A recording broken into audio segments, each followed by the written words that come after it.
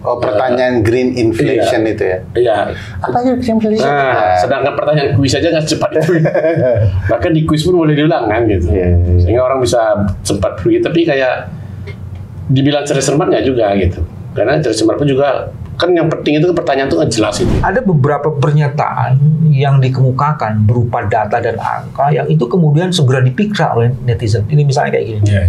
Keliru klaim Gibran Rakabuming soal 1,5 juta hektar hutan adat yang sudah diakui. Ya, Wali sebut pernyataan Gibran tak sesuai fakta.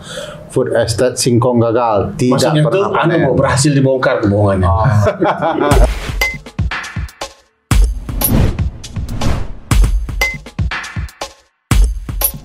Assalamualaikum warahmatullahi wabarakatuh. Waalaikumsalam. Ketemu lagi di Nyinyir Politik Alama bersama saya dan 3 orang penting.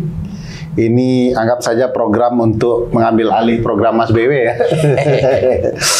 Saya yang mulai dengan membacakan berita dari Kompas hari ini tanggal 22 Januari 2024. Headline Kompas hari ini berjudul soal debat calon wakil presiden kemarin malam di 21 Januari. Headline Kompas itu berjudul tingkat kematangan sikap terlihat. Strategi provokasi emosi dinilai membuat debat cawapres yang antara lain membahas pembangunan berkelanjutan dan lingkungan hidup menjadi tidak terlampau substantif.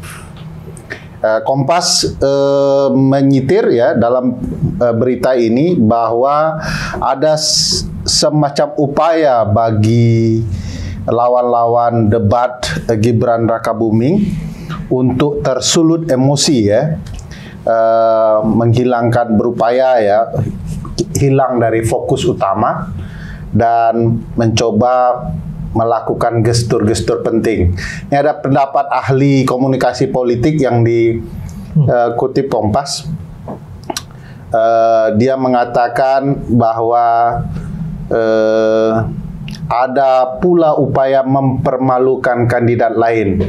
Hal itu terlihat saat Gibran melakukan gestur merunduk sambil melihat ke berbagai arah untuk mempertanyakan jawaban Mahfud. Yang begini itu ya. Yang paling bisa Charles tadi gimana? Cari apa, Les? Saya cari apa, Les? Cari masalah. Juga Fandi cari apa? Cari apa, Pak? Cari lontong. Mas cari apa? Ada etika yang hilang nih. Asik. Saya perkenalkan dulu tamu saya. Ada 3 orang yang tidak perlu diperkenalkan kalau teman-teman suka mengikuti diskusi politik dan kepemiluan, hukum juga. Yang pertama, saya mulai dari yang paling tua, yaitu Pak Charles Simabura. Itu dari saya, Pak. Ya. Beliau tua 10 tahun, bro. 12. Charles Simabura, beliau adalah dosen hukum tata negara. Lagi ya. dari MU. Saya baca di sini. Jadi kabar. MU di sini apa? Lagi cari MU. Asik. Aduh. Walaupun saya sebenarnya nggak suka bola. Tapi untuk menyudutkan kawan boleh lah ya. Charles Simabura, dosen hukum tata negara di Universitas Andalas. Teman konco saya, jadi kalau pendapatnya sama-sama ya, perkoncoan lah itu ya. KKN terlebih dahulu. Juga ketua program S3 Universitas. Bukan, ini namanya cari masalah nih. Sekretaris. Sekretaris program S3. Harapan hati, bro. Keluar begitu aja. Nanti marah kita program itu. Yang kedua, Mas Fadli Ramadhanil. Banyak yang sering salah nama Fadli ini di stasiun-stasiun. Saya benarkan Fadli Ramadhanil. Ramadhanil. Nah, bukan Fadli, Fadil Ramadhanil. Fadlil lah, itu banyak. Itu banyak itu yang Fadlil ya. Fadli. Itu apa-apa aja kata itu. Istilah Minang gitu. Apa-apaan sih ya. Di bulan Ramadan ya. Fadli adalah peneliti Perludem, Perkumpulan untuk Pemilu dan Demokrasi. Juga mengajar di Universitas Andalas, KKN. Yang ketiga, guru senior lawan berpikir Suhu pernah punya utang sama saya? Enggak pernah ya. Iya. Temannya Universitas Andalas. Sering ke Universitas Andalas. Pernah itu. Mas Bambang Wijojanto. Bacanya gini dong, Bang. Bambang.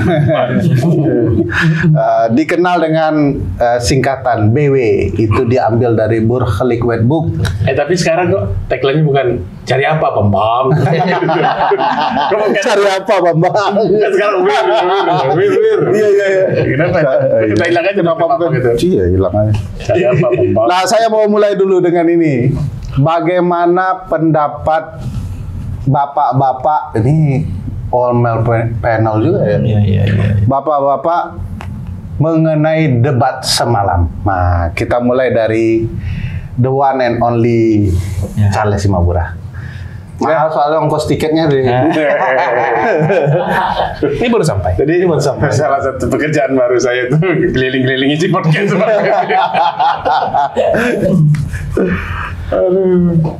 Gimana? Ya, kalau substansi sepertinya terbahas dengan konsisten ya. Iya. Dia agak beda dengan debat-debat sebelumnya kan.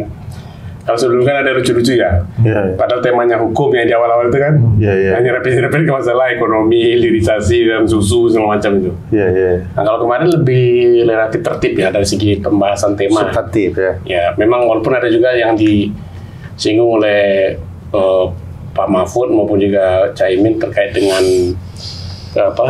hukum ya, misalnya penguasaan lahan, sertifikasi, Food estate gitu. Nah, lalu tapi relatif semuanya mesti konsisten dan memang ada juga yang kemudian memberikan semacam penegasan ya.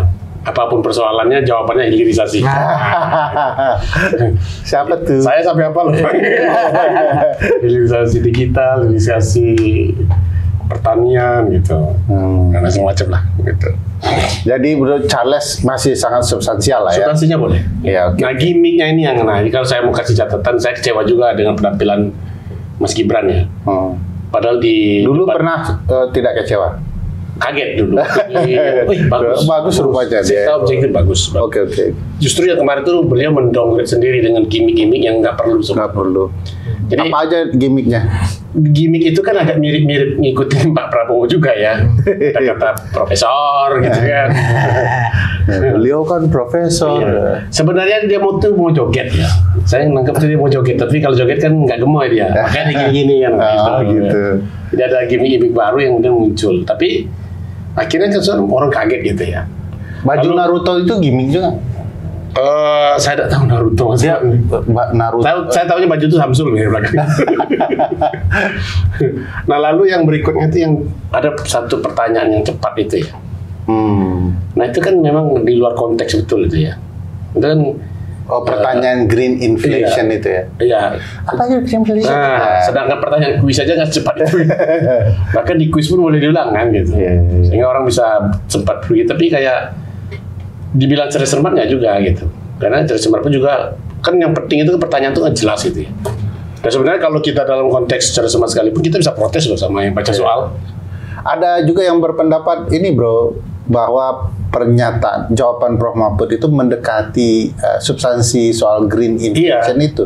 Tapi dia kan mengatakan pengucapannya kan juga dikritik ya gitu ya. Ada yang menerjemahkan 3 kata kan, green fashion, green inflation, green fashion. Wah, lu ngerti nggak mas? Beda-beda tuh bang.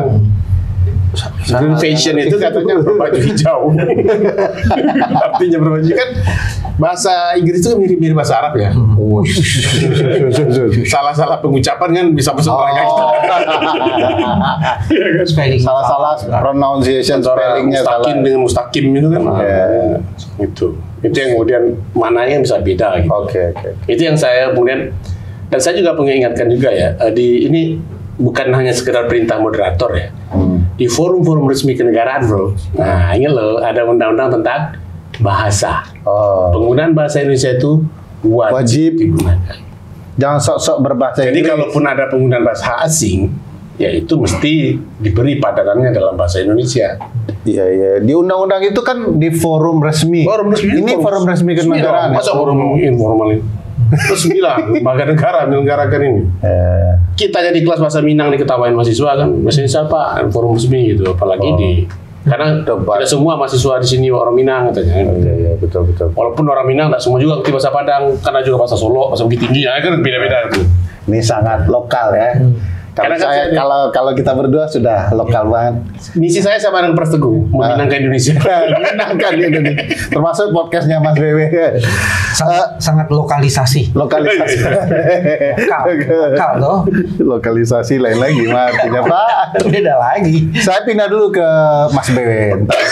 Ini sebagai dewan pakarnya Dan Fakir 01. Puas nggak dengan penampilan kemarin? Kata Charles sangat cukup substantif ya perdebatan, walaupun gimmicknya tidak menyenangkan. Ini dibilang puas, kita harus lihat pembanding kan. Oke.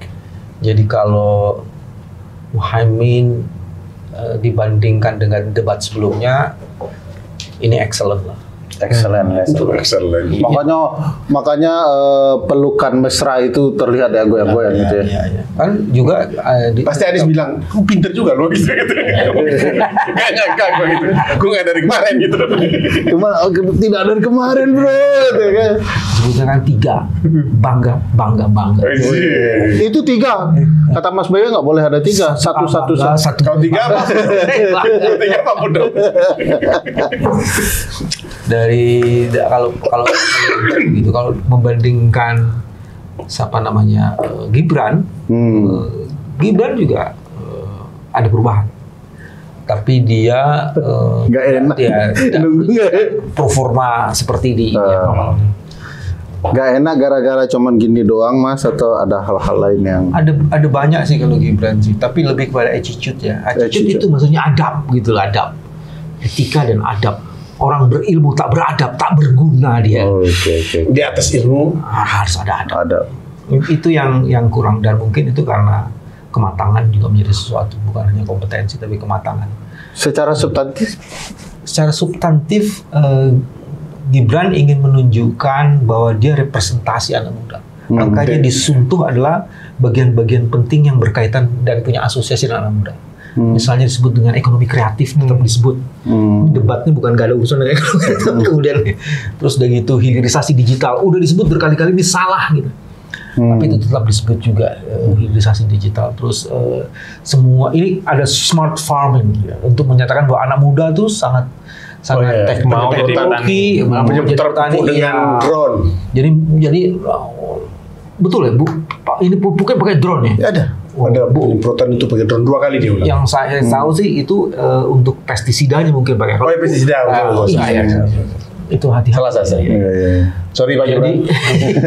Jadi dia ingin menunjukkan dia representasi anak muda, dia menggunakan bahasa-bahasa yang kira-kira itu mirroringnya atau berkaca pada kebutuhan dan keinginan anak muda. Tentang smart, teknologi, macam-macam kayak gitu. Dia ingin menunjukkan representasi itu. Tapi masa sih anak muda kita suka dengan anak muda yang asal serang begitu ya kan?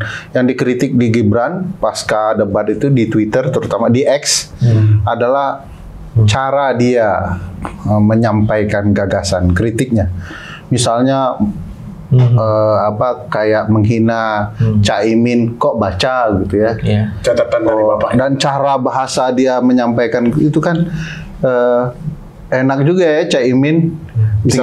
Bisa membaca ini. Lalu Prof Mahfud juga sama kan dianggap Bapak kan profesor. Itu di poin pertama tadi, attitude yang berpijak pada adab, itu keadabannya itu memang punya masalah besar. Dan anak muda tidak mempedulikan substansi. Yang penting dia asik aja. Ya, jadi kalau pakai ada satu teman dia menggunakan bahwa anak muda sekarang tuh punya tipikal yang berbeda. Satu, dia tidak ingin diasosiasikan dengan orang tuanya atau dengan keluarganya. Dia ingin secara independen, gue adalah gue. Apalagi dengan cawapresnya gitu. Ya. Makanya kemudian itu jadi masalah ketika Gibran justru mengasosiasikan pada ini. Itu ditanya kan, Gibran mewakili kepentingan siapa? Kan anak muda sekarang justru nggak kayak gitu. Itu yang mesti dilihat. Terus anak muda sekarang juga kan selalu punya keinginan untuk berkolaborasi. kayak gitu. Terus yang ketiga juga dia punya keinginan untuk kebebasan, berekspresi macam-macam kayak gitu. Nah, yang poin pentingnya itu soal keadaban tadi itu, dan dia anak muda sekarang tidak ingin terasosiasi dengan orang tuanya. Kalau Gibran malah menunjukkan gue ini anaknya presiden gitu, secara tidak sadar seperti itu. Dan dia kan tampilannya kan agak meniru-niru cara. Yang sebenarnya yang perlu dikritik itu begini, berdebat itu biasa. Tapi berdebat dengan menghina dalam tanda petik itu menjadi sesuatu. Jadi kayak misalnya di Caimin kan, enak ya Caimin, Gus Imin dikasih catatan, menggunakan catatan. Dia juga menggunakan catatan. Dalam debat itu lihat nggak yang terakhir itu dia menggunakan catatan. Apalagi yang saya di debat sebelumnya juga catat. Iya, debat ketiga dan keempat tuh yang saling bertanya itu antar calon itu dia ada catatan gitu. Jadi menurut saya ya itu inkonsistensi itu juga memang salah satu cirinya kan. Tidak konsisten, tidak mau berpolitik tapi berpolitik. Ya, kalau debat buat catatan biasa ya. Biasa. Dan di dalam aturannya boleh. Bukan hanya bicara aturan, Bang. Presiden, calon wakil presiden itu emang dia harus hafal semuanya kan? Enggak kan? Nah, yang tidak boleh itu dia keluar dari lingkaran podium. Itu dia keluar. Udah 3 kali 4 kali di. Ya. Tapi ini ada pertanyaan untuk ketiga-tiganya nih. Padli tanya dari tadi gitu. Nah, nanti Padli ini akan ke Padli, tenang aja. Ini pertanyaan ketiga-tiganya. Nanti karena Padli kan mengamati pemilu ke pemilu kan. Yes. Tapi ini pertanyaan ketiga. Kan kita berempat orang hukum nih. Debat. Tanpa bermaksud menghina kapasitas hukum kita berempat. Sebagai orang hukum ngerti dengan green inflation? To be honest. Iya. Frankly speaking, ngerti nggak? Enggak, waktu dia muncul dengan ucapan pertama itu ya. Karena ini apa ini? Gitu ini kan? barang apa ya gitu ya? Begitu dijelasin ternyata green inflation, bisa kan kita bisa langsung asosiasi otak kita langsung berpikir inflasi hijau. Oh, ini kayaknya ada relasinya dengan lingkungan. Iya, pasti ada karena kan pasti ada degradasi. Kalau saya langsung nangkep, ini kayaknya ada degradasi lingkungan nih. Itu bahasa yang kemudian saya tangkap ya. Tapi kan sebelumnya pernah dengar nggak? Belum pernah. Saya belum. Mas, kalau saya pertama memang spellingnya itu kan pronunciation-nya kan nggak begitu jelas. Dan ada kesan Singapura loh, Mas. Ada kesan, iya memang banyak yang yang kan bahasa Singapura juga banyak Singapura nggak British banget kan. Singlish itu juga Singlish ya. Untung dia nggak bilang green inflation lah. Itu ada kesan ya bagi saya itu dia sengaja mempercepat dan tidak membuat clear.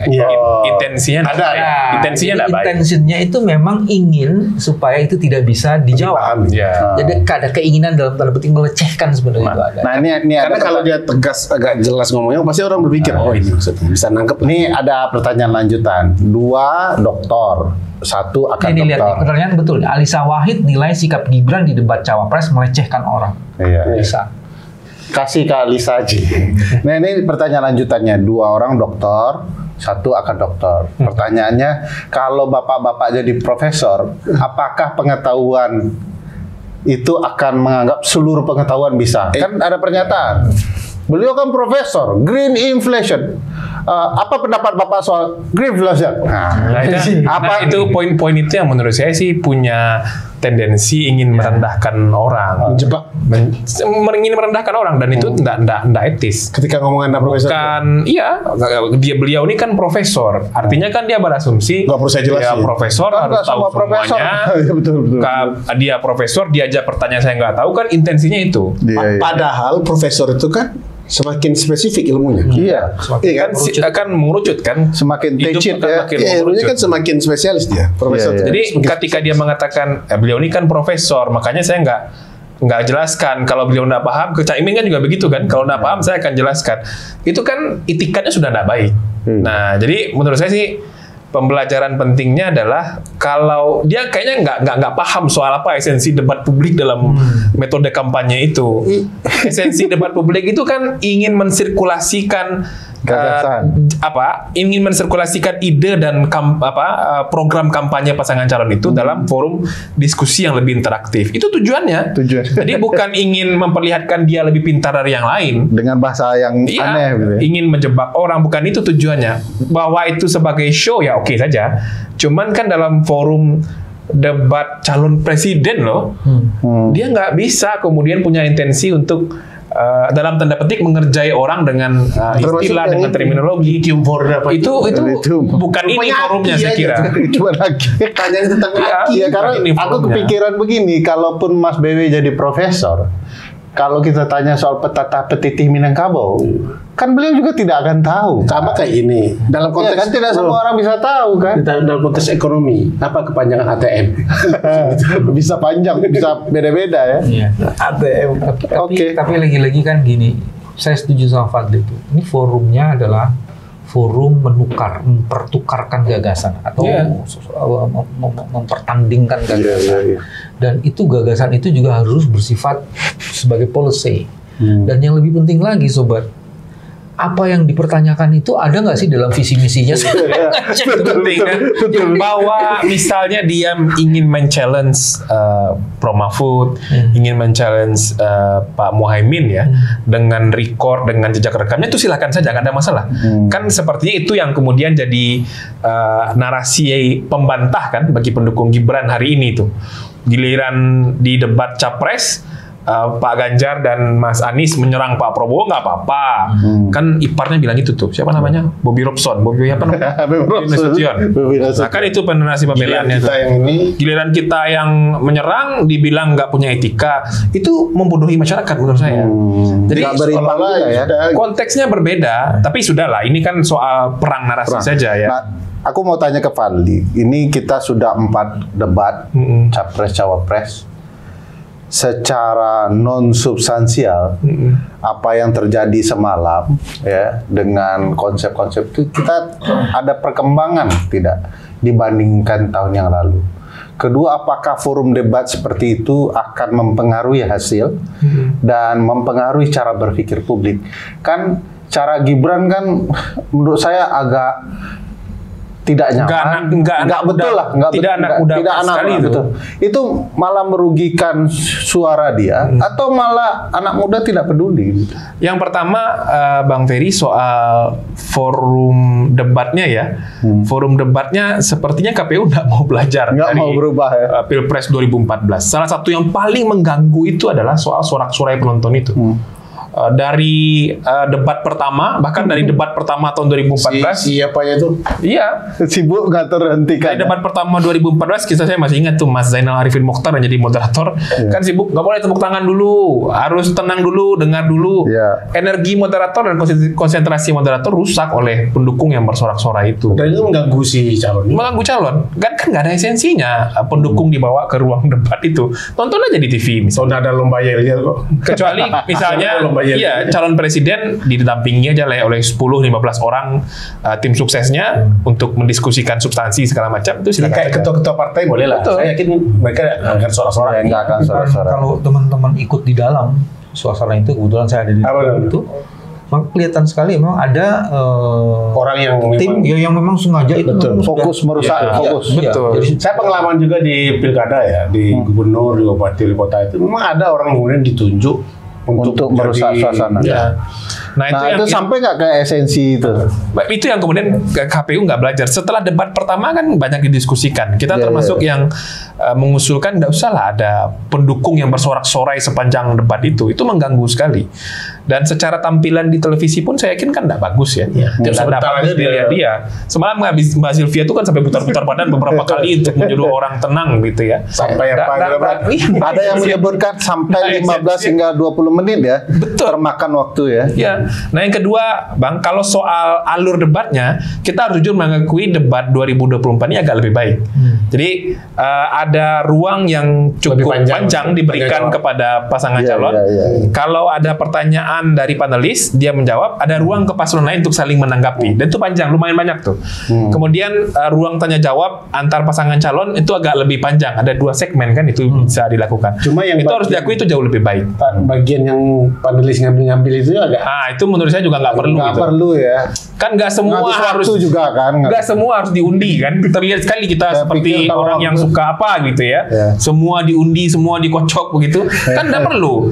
Moderator sudah ada pertanyaan di depannya, temanya apa ya moderator ambil aja. Ambil fishball-nya profesor. Berarti semua tahu termasuk cara mengambil fishball. Profesor. Yang paling mengganggu. Saya membayangkan pasti itu apa gladi risiknya berulang-ulang. Nggak ambil fishball. Salah bro. Nggak bagus juga semuanya diundi ya. Kesannya kan nggak bagus juga. Ada yang paling mengganggu itu membawa daftar pertanyaan dalam tas. Kotak itu kesannya. Kesannya rahasia betul. Kesannya itu sesuatu yang sangat rahasia. Kayak apa Dominitor itu ya. Bawa taruh ya. Ya, terus bagaimana dengan verifikasi faktual yang jelas-jelas kau curang? Kan itu jadi Ya KPU. Tapi ada yang menarik juga. Ada beberapa pernyataan yang dikemukakan berupa data dan angka yang itu kemudian segera dipiksa oleh netizen. Ini misalnya kayak gini. Keliru klaim Gibran Rakabuming soal 1,5 juta hektar hutan adat yang sudah diakui. Itu jadi orang bisa melihat ya, bukan hanya apa yang dikemukakan, cuman sejauh mana kebenaran yang dapat dikonfirmasi. Bukan hanya ini deh. Ada satu lagi tuh yang dikemukakan itu. Tunggu Mas, aku mau boleh. elaborasi. Jangan lupa ini podcast saya. Enggak kan saya membantu host kalau dia Guru kita. apa ini terus. Nggak, ini hal yang menarik. Tapi yang kau pukul tuh sakit juga, Res. ini saya mau tanya Charles. Ini saya mau tanya. Tadi Mas Bewi cerita juga Jangan debat dengan Mas tentang Bewi. kejahatan. Banyak sekali murid Mas Bewi ini yang kurang ajar. Yang di depan. Udah tua juga. Nah, Les, dia mengatakan 1,5 juta hektar diakui hutan adat. Emang apa alat ukurnya? Bukankah hutan adat sudah diakui dari dulu sebelum Pak Jokowi berkuasa pun sudah ada pengakuan terhadap hutan adat kan perlindungannya saja yang Ini sepertinya kan program yang sertifikasi Pak Jokowi tanah itu ya, termasuk tanah wilayah yang kemudian ada konsep PTSL itu ya. Saya bukan hukum agraria ya, tapi ada memang program yang kemudian memberikan. Harusnya tahu nih, kan orang hukum. Kan mau jadi Kalau asumsi profesor. Gibran, harus tahu semua. Dasar Semakin Cari-cari pula kita jawaban. dengan ada HPL itu loh, hak pengelolaan. Nah, kayaknya yang dibagi-bagi sertifikatnya itu yang sertifikat HPL itu. Oke. Atas tanah ulayat. Tapi tanah ulayat itu kan tetap di atas tanah negara. Ini kan juga kemarin memang beberapa ya hak pengelolaan. Setahu saya itu konsep di dalam program reforma agraria khusus tanah ulayat itu diberikan masyarakat hak pengelolaan, sertifikat hak pengelolaan. Jadi bukan sertifikat hak milik ataupun yang lain. Lalu termasuk juga pengakuannya itu. Nah, tapi saya mau kritik yang bagian ini ya. Ini ada beberapa dilema juga, terutama di tempat saya di Sumatera Barat nih. HPL-nya juga jadi tantangan tersendiri nih. Kenapa? Karena kepemilikan ulayat yang komunal itu begitu dia disertifikatkan ya, kan ada solusi sekarang katanya sertifikatnya bersama. kawasan. Itu pun juga belum clear gitu ya. Dan kemarin ada beberapa daerah yang kemudian sudah dibagikan, itu justru setelah dibagikan malah masyarakatnya kemudian Punya keleluasan bergejolak. Kenapa? Kemudian karena sosialisasi mungkin nggak selesai di tengah masyarakat, termasuk juga prosesnya. Nah ini juga saya mau kritik ya, pengakuan wilayah kita itu rumit sekali. Ada keterlibatan Kemendagri, ada keterlibatan Kementerian Kehutanan, ada keterlibatan Kementerian Agraria, dan bentuk-bentuk pengakuannya pun juga berbeda-beda. Ada yang cukup dengan SK Kepala Daerah, ada yang dengan perda, ya seperti yang dikehendaki oleh Kementerian Kehutanan, termasuk juga melalui Kementerian ATR BPN itu. Jadi nggak mudah juga masyarakat kemudian mendapatkan sertifikat APL atau hak pengelolaan itu. Nah, jadi makanya kemudian nggak segampang itu juga ya bilang 1,5 juta hektar sudah diakui. Mungkin kalau diakui dalam bentuk sertifikat ada. Itu bukan pengakuan, sebenarnya itu lebih ke legalisasi ya, sertifikasi legalisasi itu disampaikan oleh Pak Mahfud dan kalau nggak salah ya ada 3 bentuk itu ya. Oke. Sebenarnya yang dituntut yang lebih besar itu redistribusi itu. Oke. Di mana kemudian tempat kita di Sumatera Barat misalnya kan masyarakat nanya nih Bang, ini HPH yang lama-lama itu kapan HGU-nya habis? Kalau HGU-nya habis, dulu kan ini tanah ulayat saya. Kenapa nggak bisa kembali ke wilayah saya? Dan itu seluruh permintaan masyarakat yang tanah-tanah yang dulu ada tanah ulayat ya baik di Kalimantan, Papua, Sulawesi dan hampir seluruh tanah ulayat yang di HGU-kan di zaman masa lalu itu Mereka nuntut kalau memang sudah habis HGU-nya, kembalikan ke kami gitu. Iya. Nah itu yang redistribusi, itu nggak dilakukan. Oke. Sebagian besar HGU itu diperpanjang terus. Ya. Bahkan yang lebih ngeri kan IKN yang sampai bisa 195 tahun itu. Jadi betul kata Pak Mapolda Caimin itu yang kemudian hari ini dilakukan sekedar hanya mengakui yang tanah sudah dimiliki. Jadi Mas BB punya tanah. Sertifikasi. Nah ini dikasih sertifikat. Iya. Bukan Redistribusi. Mas BB dulu nggak punya tanah, lalu dikasih pemerintah tanah gitu. Tanah dari HGU yang terlantar segala macam itu yang nggak dilakukan. Dan itu bagian dari kebohongan sebenarnya. Betul. Seolah-olah terjadi redistribusi. Nah, Sebenarnya hanya padahal itu kan kayak dalam hukum orang yang sudah menguasai tanah 25 tahun misalkan, secara hukum dia boleh dapat sertifikat. Itu yang kemudian dibagi-bagi Pak Jokowi. Bukan HGU yang katanya 500.000 yang mau dibagi-bagi masyarakat yang lain-lain itu. Ini yang paling mau lagi nih. Mas Gibran, itu dari Charles Simabura. Saya mau tanya ini ke Mas BW. Kata Mas Gibran, ada kok yang berhasil program food estate di Gunung Mas. Di Gunung Mas katanya. Kata Wahri nggak ada tuh.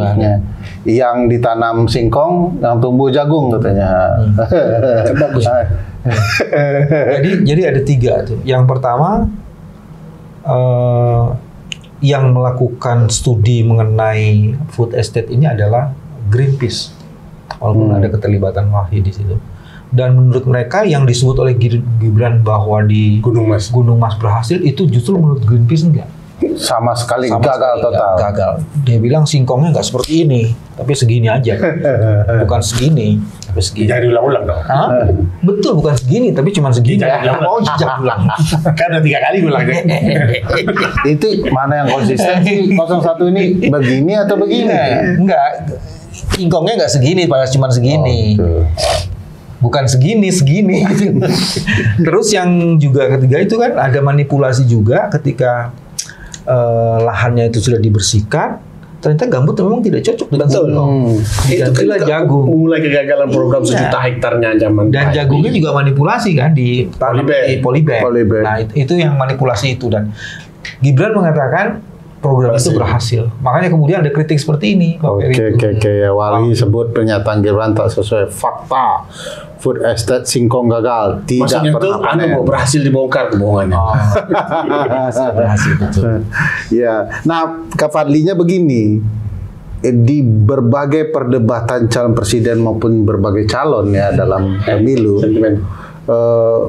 seringkali terungkap kebohongan. Tapi pertanyaan besarnya kenapa suara pemilihnya katakanlah konsistennya di angka yang tidak terlalu ini. Apakah pemilih kita hanya berdasarkan sisi emosional, sentimen saja? Pokoknya sudah ini ya udah, mereka tidak membicarakan bagaimana mereka menjelaskan programnya, bahkan kebohongan seperti itu diajukan. Apa penyebabnya? Ya, salah satu yang bisa disampaikan adalah memang sentimen pemilih Bang soal masalah politik dinasti, masalah putusan MK, termasuk juga masalah anak presiden dipaksa jadi calon wakil presiden, dan termasuk juga narasi-narasi kampanye yang ternyata banyak hal yang tidak sesuai faktanya, itu tidak semua tersirkulasikan kepada pemilih di akar rumput. Jadi itu jadi tantangan kita, karena tidak semua pemilih nonton televisi, tidak semua pemilih kemudian bisa memverifikasi dan mencerna informasi di tengah arus informasi yang begitu luar biasa ya, lewat grup WhatsApp, Facebook, medsos segala macam itu kan luar biasa. Jadi ketika tidak hati-hati ya ternyata bagi mereka ya yang lebih dominan bukan lagi rasionalitas informasi yang benar dan terverifikasi, tapi yang lebih penting sentimen. Nah itu yang kemudian kenapa ternyata sudah banyak kontroversi, kok surveinya masih tinggi, misalnya kan begitu ya. Kenapa tidak terjadi perubahan signifikan dari berbagai macam kritik publik yang begitu luas, media yang begitu luas?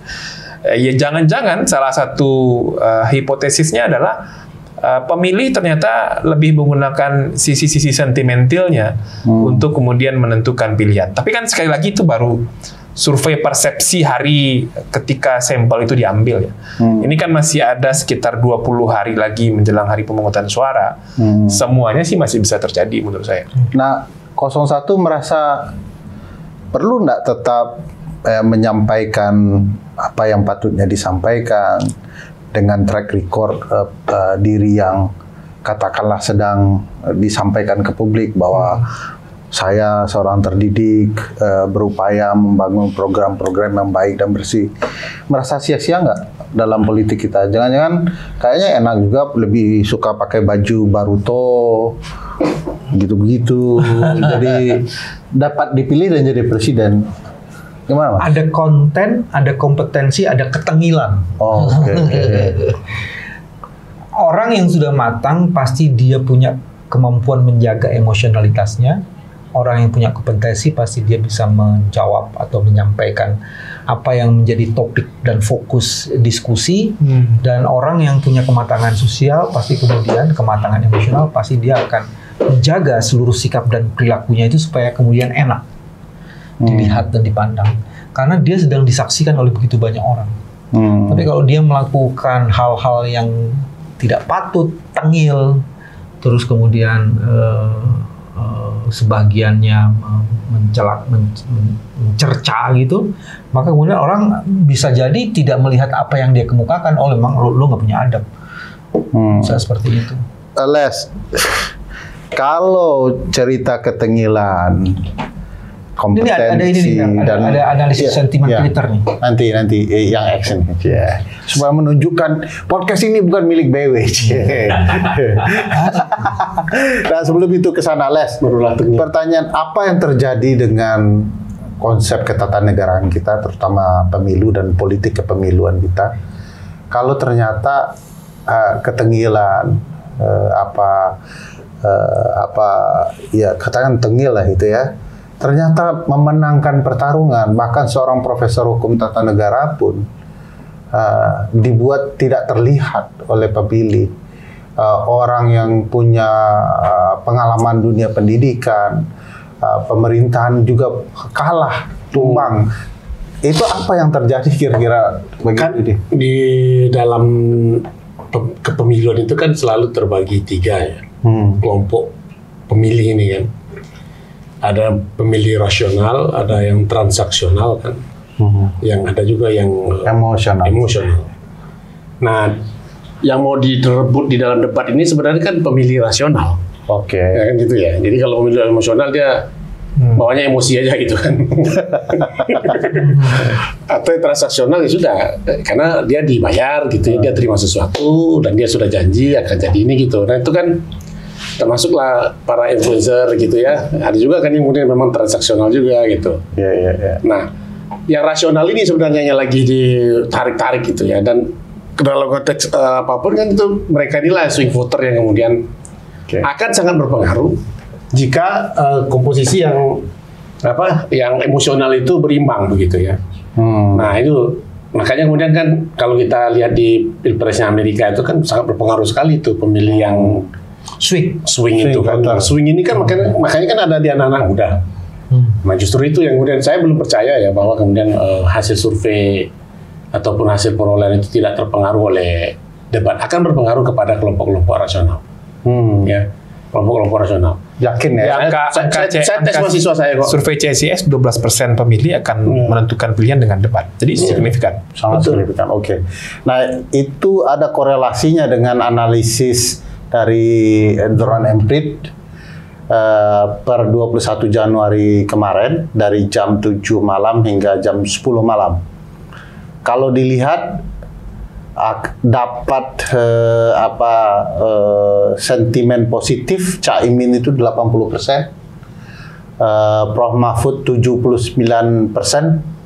sentimen positifnya tidak jauh berbeda, dan Gibran mendapat sentimen negatif sangat besar 60%. Jadi di ruang jagat maya ada dampak luar biasa ke depan ini. Betul. Oleh karena itu saya ingin minta bapak-bapak nasihat politik sebagai closing sentiment. Kan makhluk politik. Zon politikon. Ya. Saya mulai dari yang muda terlebih dulu, Mas Fadli. Apa nih nasihat untuk Gen Z, pemilih, rakyat Indonesia untuk pemilu kita ke depan? Salah satu yang paling esensial dalam kampanye itu kan memberikan pendidikan politik kepada masyarakat. Jadi pendidikan politik kepada masyarakat itu mungkin ringan diucapkan ya, tapi ketika diimplementasikan dengan berbagai macam situasi sosial, ekonomi masyarakat, itu akan sangat berat. Nah, debat publik ini sebagai salah satu metode kampanye mestinya bisa dimanfaatkan untuk memberikan pendidikan politik kepada masyarakat. Pendidikan politik seperti apa? Pendidikan politik tentang adanya pemilu di 14 Februari, pendidikan politik tentang gagasan dan kemudian program-program serta janji politik pasangan calon soal tema-tema yang diperdebatkan. Kemudian pendidikan politik juga kepada masyarakat, apa variabel-variabel yang kemudian bisa jadi pertimbangan bagi masyarakat untuk menentukan pilihan. Nah, itu yang mestinya dimunculkan, yang lebih utama. Makanya kalau baca Undang-Undang Pemilu itu kan debat publik itu tujuannya untuk mengartikulasikan, mendiskusikan, dan mendalami gagasan, program, dan narasi kampanye yang tertulis di dokumen pasangan calon. Tapi kalau kemudian mau lebih banyak show-nya, lebih banyak kemudian memancing emosi orang, lebih banyak kemudian ingin merendahkan orang, beda ya merendahkan orang dengan menyerang program dan menyerang gagasan serta tanggung jawab jabatan publiknya, itu dua hal yang berbeda menurut saya. Nah, itu akan membuat ini bergeser dari sesuatu yang tidak semestinya. Jadi, ini masih ada debat kelima, mestinya pasangan calon belajar dari proses itu. Ya. Makasih, Pak. Tadi kalau dengar ketukan, kita memang sedang podcast di ruang tetangga. Jadi, silakan, Mas Charles. Ada kekhawatiran saya ya, debat yang 4 kemarin itu akan dilupakan oleh publik. Kenapa? Karena kan per 21 ini kita masuk debat, kampanye terbuka. Yes. Kampanye yang lebih hiruk-pikuk. Nah, sebenarnya saya agak menyayangkan juga ya, kok debat itu diadakan di awal-awal ya. Kan saya ada masa kampanye yang dipotong. Mestinya kan mestinya itu ada sesi di kampanye hiruk-pikuk ini, bro. Iya. Di awal kampanye 21 Januari ini, lalu terbuka ini di tengah-tengah. Nanti di hari ketiga menjelang hari H itu menjelang tanggal 14 itu menjelang Minggu Tenang. Nah, kalau itu dilakukan, orang akan terbawa suasana ya. Kalau sekarang saya malah curiga orang akan lupakan debatan itu. Orang akan sibuk nanti dengan adu massa ya. Adu massa kan pastinya gimmicknya nanti kan akan saling menjatuhkan ya. Iya. Oh, masa ini sedikit diambil dari kan dulu kan pengalaman kita begitu ya. Nah, kemudian kan hanya satu kali nanti debat yang akan dilakukan selama kampanye hiruk-pikuk ini. Nah, jadi saya pikir kita kayak mengalami kemunduran dalam konteks ini ya. Kenapa? Karena ketika kampanye hiruk-pikuk kan orang nggak diskusi lagi. Yeah. Orang sudah segitunya pesta rakyat, bro. Pesta rakyat, saya tahu nih apakah desain itu. Saya pun baru menyadari itu ya. Oke. Pesta rakyat ini kan mestinya kan sekarang jadi pesta rakyat aja kan pasti akan lebih banyak mengumpuli massa. Kan keluar tuh jadwalnya. Misalnya Caimin di JIS, Pak Anu di Senayan, lalu di Sidoarjo, ada di Jawa Timur, gitu kan ada jadwal-jadwal Pak Mahfud di Jawa Tengah, nanti ini apa gitu ya. Nah, itu kan sudah adu massa aja tuh, 21. Jadi kritikan kita di pas kampanye 21 itu kan memang nggak akan ada lagi. Mungkin juga akan ada lagi undangan-undangan ke kampus-kampus gitu ya. Dan sekarang justru malah saya berpikir dulu semestinya kan yang di awal 3 dan di akhir. Jadi kalau bisa sebenarnya debat terakhir itu yang menjelang 3 hari menjelang hari H gitu ya, sehingga orang bisa dapat ultimate-nya gitu ya. Iya, mudah-mudahan KPU dengar itu. Oke. Terakhir, orang tua kita, apa sih yang bisa dinasihatin ke publik dari debat kemarin? Sebenarnya kan gini. Terlepas dari 01 ya. Sebenarnya kan gini, gagasan itu jadi penting untuk melihat dan mengcapture atau melihat lebih jauh lagi siapa dia, sejauh mana kompetensinya. Tapi kemudian kampanye yang sifatnya publik juga jadi penting untuk melihat sejauh mana orang-orang memang mau terlibat. Tapi kalau itu dibikin seperti tadi Charles itu menarik gini, adu gagasan, ada kampanye fisik, terus kemudian ada adu gagasan lagi untuk menyimpulkan itu. Jadi dengan begitu orang akhirnya di sini di sini. Yang dapat substansialnya bukan pesta poranya aja. Bukan sekedar pesta pora, tapi gagasannya kita dapat juga. Luar biasa. Terima kasih. Mudah-mudahan program ini bisa mengantarkan kita kepada pemilih yang lebih baik di masa depan. Assalamualaikum warahmatullahi wabarakatuh. Waalaikumsalam warahmatullahi wabarakatuh.